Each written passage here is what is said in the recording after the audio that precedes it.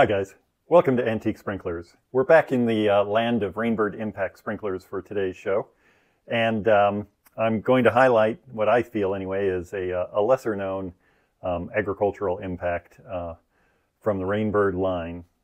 So these are all variants of the number 14, and you know, when I think about Rainbird impacts, they all start with a whole number. And I was just adding up in my head the whole numbers I know they've used as model numbers over the years. And I think I got to 18 different base models. By the time you throw in all of the variants possible in each base model, not including even just the differences in the eras in which they were manufactured, I would bet if you wanted to have a unique version of every single option that was available in their impacts, you'd have somewhere between at least 80 to 100 different sprinklers by the time you were done. And I know some of you guys out there are real Rainbird aficionados. You know a heck of a lot more about the line, and in particular, a lot more about these impacts than I do. So I'd love to hear from you in the comments, you know, your best guess of the total number of variants that they made for including every single impact sprinkler, you know, starting back in 1933, you know, through the present day.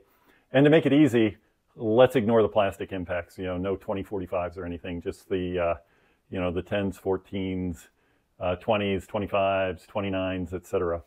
So anyhow, that's a fun little mental exercise, I suppose, but let's get on with what we're talking about here today. So I have three versions of the 14 before us here, and they've been nicely refurbished, and I thank my buddy Frank for that work. I did not clean these up myself. And going left to right here, I'm going to start with the standard 14 TNT, and you can see it has the number 14 on the body there, and it has the TNT bearing. And this guy is interesting to me because it has sort of a pot metal lever, but it's got this brass insert in the back that I would assume is for more than aesthetic purposes. And so, so this is sort of the standard in the 1964 catalog. When you take a look at it, it was going for about $3.60, half-inch agricultural impact. Certainly lighter weight than the other half-inch full circle that Rainbird made at the time, which was the 20.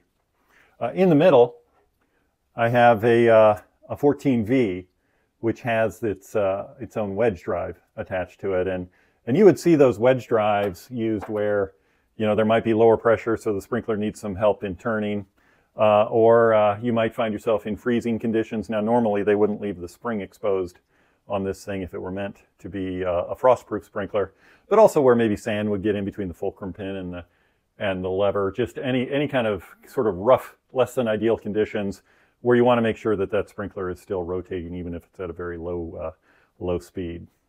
And then off to the right is a 14 that's a little bit of a puzzle to me.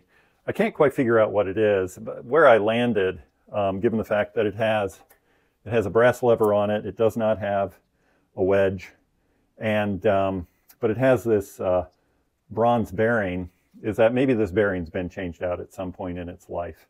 And so that would make this thing probably a 14A. They also made a 14D that I don't have, but those usually had a D on the body.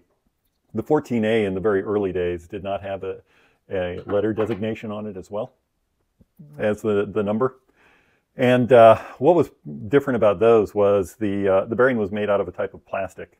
And they would definitely not recommend those for freezing conditions just because of how that plastic would react under those circumstances. So that particular 14, unless it's just a standard 14 TNT from maybe earlier than the one on the left, it certainly couldn't have been too much earlier, because I've seen that exact 14 TNT, that guy on the left, in the 64 catalog, and I don't believe that the 14s were available much before 1960. But again, some of you guys really know your Rainbird stuff, so please feel free to correct me if I'm wrong. I thought it'd be fun to just show these guys running back to back to back, so you get a sense of whether there was any difference in them at all. And as always, if you like these videos, please hit the thumbs up button. It just helps more people to see it, and maybe even subscribe to the channel if you have a minute, and check out my playlist that has video content that I really enjoy from other folks who are putting sprinkler videos up on YouTube. And as always, thanks very much for watching.